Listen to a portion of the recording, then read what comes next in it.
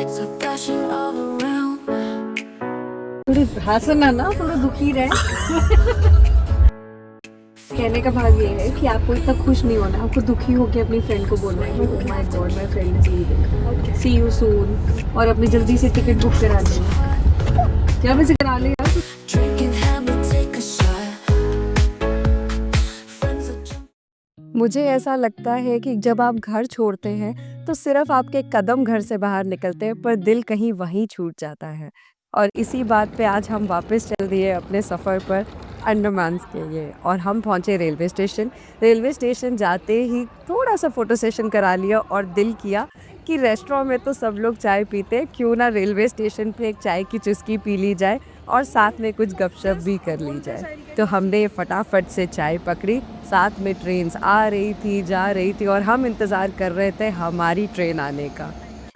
और ज़ायन बहुत खुश था ये नहीं सुधर सकता कि वो वापस अंडमान जा रहा है, क्योंकि वहाँ उसके दोस्त हैं, स्कूल शुरू हो जाएगा, छुट्टियाँ बहुत अच्छी बीती, खूब जगह घूमे और अब समय आ गया वापस घर की तरफ जाने का।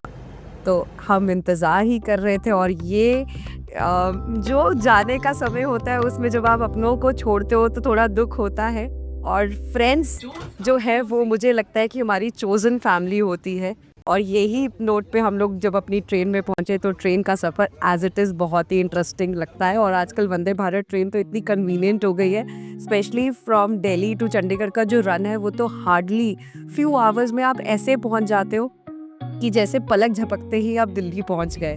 तो हमने अपना सफ़र किया शुरू, गाड़ी में खूब घूमे इस बार, और अब ट्रेन में घूमने में मज़ा आ रहा था। उतनी देर में जब खाना आ जाए तो हमें वैसे ही बहुत खुशी हो जाती है। तो जैसे ही दिखा स्नैक टाइम तो हमने कहा अरे वाह मज़ा आ गया। तो हमने फटाफट से स्नैक्स को किया एंजॉय, और जितना एंजॉय हम कर रहे थे और जितना रिलैक्सिंग ये जर्नी था, सबके चेहरों पे शायद उतनी ही रिलैक्सेशन दिख रही थी, because this journey was very comfortable. All thanks to Indian Railways कि अब जर्नी बहुत कंफर्टेबल हो गई है। सफ़र कटता जा रहा था, शाम का समय होता जा रहा था, बिकॉज हमारी ट्रेन जो थी वो 3 बजे के करीब की थी और हम शाम को हमें 6:30 के करीब हम लोग दिल्ली पहुंचने वाले थे। तो ऐसे करते करते अंधेरा हो गया और हम पहुंच गए दिल्ली रेलवे स्टेशन। जैसे ही हम दिल्ली स्टेशन पहुंचे तो वहां से हमने प्लान किया कि हम मेट्रो से जाएंगे धौला कुआं, क्योंकि हमें धौला कुआं जाना था और वहां जाके अपने और कुछ खास दोस्तों को मिलना था। क्योंकि मुझे लगता है एक आपकी फैमिली होती है, एक आपके दोस्त होते हैं, और कुछ ऐसे दोस्त होते हैं जो फैमिली की तरह होते हैं। तो हम अपनी मेट्रो का इंतज़ार कर रहे थे कि जल्दी से मेट्रो आए और हम अपने स्पेशल फ्रेंड्स को मिल पाए। जैसे ही हम मेट्रो में पहुँचे, मेट्रो का सफ़र तो वैसे ही बहुत मज़ा आता है, और ज़ायन को हर बार मेट्रो में बैठ के उतनी एक्साइटमेंट होती है कि कभी भी मुझे ऐसा नहीं लगता कि शायद उसकी एक्साइटमेंट कभी कम होने वाली है।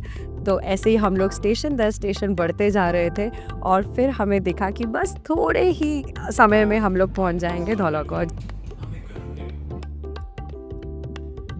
जैसे ही वहाँ पे पहुँचे तो एक क्विक फ़ोटो सेशन किया, वहाँ पे फिर आए हमारे फ्रेंड्स। बिना सीट बेल्ट के। Welcome to Delhi. How are you?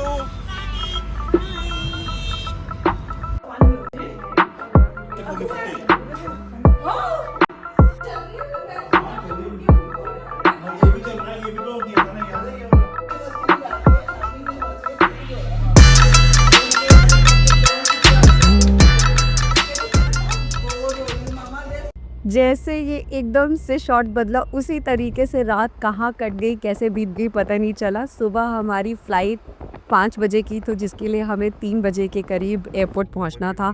2 बजे तक तो हम ऐसे ही गप्पे मारते रहे और मन ही नहीं कर रहा था कि मतलब ये दिन ख़त्म हो।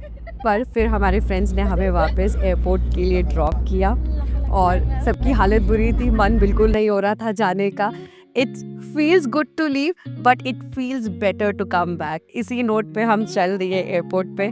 ज़ायन को वहाँ हैमलेस दिख गया, हैमलेस दिख के तो बच्चे रुक ही नहीं पाते हैं, बट अभी वो टॉयज से थोड़ा सा ग्रो हो गया है, तो इस बार उसने कहा कि मुझे बुक्स चाहिए, एंड एज इट इज़ वो ये सीरीज़ पढ़ रहा है काफ़ी दिनों से, तो उसकी कोई नई 2 बुक्स दिख गई तो उसने बोला मुझे ये लेनी है। तो हमने कहा ठीक है, तो हमने फटाफट से उसके लिए बुक्स ली और फिर हम चल दिए अपने गेट की तरफ।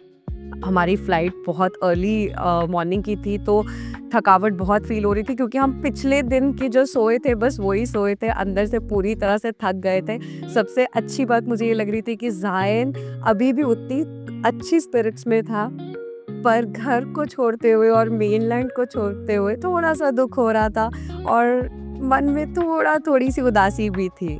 और फिर हम पहुंच गए अपने प्लेन के पास और यहाँ से हमने फ़्लाइट अपनी बोर्ड करनी शुरू की। बिल्कुल अभी क्या बोलूँ, रात थी और दिन था, बस जो भी समय था और हम चल दिए अपनी फ़्लाइट के अंदर।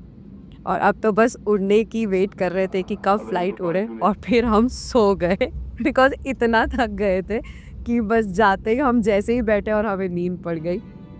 मुझे लगता है कि सफ़र के साथ कई कहानियाँ होती हैं और हर एक मोड़ पर खुशी की किलकारियाँ होती हैं।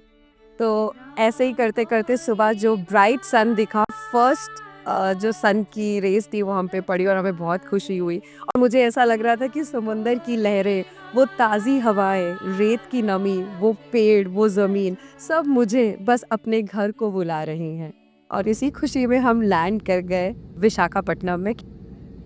विशाखापट्टनम में हमारा 30 मिनट्स का एक क्विक लेओवर था और उसके बाद हम उड़ गए आसमान में दोबारा। कहते हैं ज़िंदगी एक खूबसूरत सफ़र है, इसका हर पल जी भर के जी लो और ज़िंदगी में करते रहो हमेशा सफ़र। हर कोई घूमने का शौकीन नहीं होता, पर जिन्हें होता है ये शौक़, वो ही जानते हैं इसकी असली कीमत। और ये नोट पे हम जब ये सुंदर सुंदर बादल अपने आसपास देख रहे थे तो ऐसे लग रहा था कि जैसे अंडमान का जो सी है वो हमें खुद अपने पास बुला रहा है और बार बार हमें कह रहा है कि now it's just the blue and you.